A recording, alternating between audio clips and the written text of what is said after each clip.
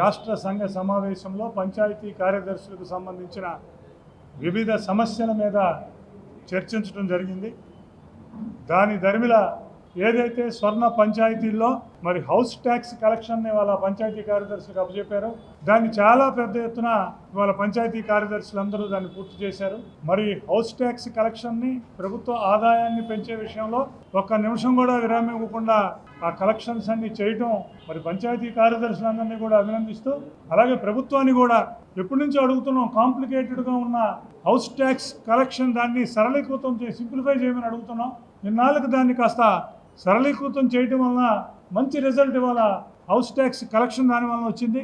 మరి పంచాయతీ కార్యదర్శులకు సంబంధించిన రీకేటగరైజేషన్ కూడా ఎన్నో దశాబ్దాలుగా పెండింగ్లో ఉంది. దాదాపు 10 ఏళ్ల నుంచి పంచాయతీ కార్యదర్శులు, పంచాయతీరాజ్లో ఉన్న మిగిలిన ఉద్యోగులు అందరూ కూడా రీకేటగరైజేషన్ జరగాలి, ఇదన్నీ జరగాలని అనుకున్నాం.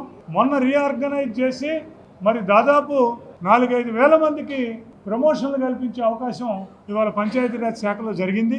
ఇంకా ప్రమోషన్లు అందుకునే వాళ్ళు ఇంకా 3-4 వేల మంది ఉన్నారు.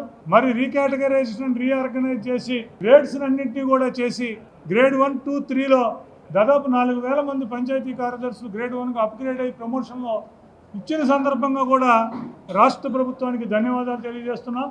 ఈ సందర్భంగా ఇంకెవరైతే ప్రమోషన్లు ఇంకొక 3-4 వేల మందికి రావాల్సి ఉన్నాయో వాటిని త్వరితగతిన పూర్తి చేయవలసిందిగా పంచాయతీరాజ్ అధికారులని, పంచాయతీ మినిస్టర్ గారిని కోరుకుంటున్నాం. వారి 4,000 మందికి ప్రమోషన్లు ఇచ్చినాకే రీకేటగరైజేషన్ చేయాలని, సాధ్యమైనంత వరకు జూలైలోపు రీకేటగరైజేషన్ పూర్తి చేయాలని, ప్రమోషన్లు ఇచ్చి పూర్తి చేయాలని చెప్పి కూడా డిమాండ్ చేస్తున్నాం. అలాగే పంచాయతీ కార్యదర్శులకు సంబంధించిన, అలాగే మిగిలిన ఉద్యోగులకు సంబంధించిన డిసిప్లినరీ కేసులు కొన్ని సంవత్సరాల తరబడి పెండింగ్ ఉన్నాయి. పంచాయతీ కార్యదర్శులతో పాటు మిగతా అన్ని డిపార్ట్మెంట్లో 10 ఏళ్ల పాటు, 15 ఏళ్ల పాటు పెండింగ్లో ఉన్న చిన్న డిసిప్లినరీ కేసెస్కి మరి ఉద్యోగులంతా ఇబ్బంది పెడుతున్నారు. కాబట్టి మరి రాష్ట్ర ప్రభుత్వం ఈ డిసిప్లినరీ కేసుకు సంబంధించి మొత్తాన్ని ఆన్లైన్ చేయాలని, ఈ డిసిప్లినరీ కేసుకు సంబంధించిన టైం బాండ్ ప్రోగ్రాం పెట్టాలని, ఏ కేసుకి ఎంత టైం ఉన్నదో చెప్పి దానికి సిటిజన్ చార్టర్ అమలు చేసి దాని మీద రివ్యూస్ చేసి ఈ డిసిప్లినరీ కేసులు అందరినీ